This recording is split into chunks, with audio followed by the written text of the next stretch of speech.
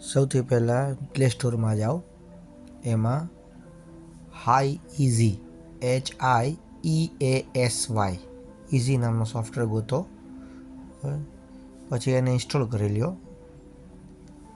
Install થઈ ગયા પછી નીચે જીનું બટન હશે, ગૂગલનો લોગો, એની ઉપર ક્લિક આપો. હવે અહીંયા તમારું ઈમેલ એડ્રેસ નાખી દો. પછી ઈમેલમાં જે ઓટીપી આવશે એ ઓટીપી નાખી દો. નીચે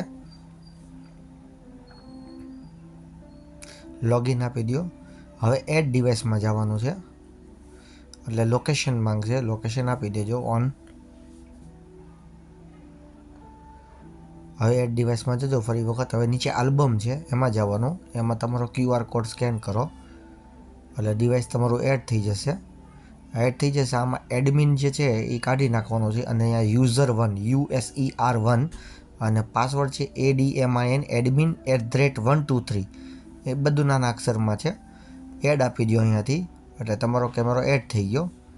હવે અહીંયા પ્લેના બટન ઉપર જશો એટલે તમારો કેમેરો પ્લે થઈ જશે.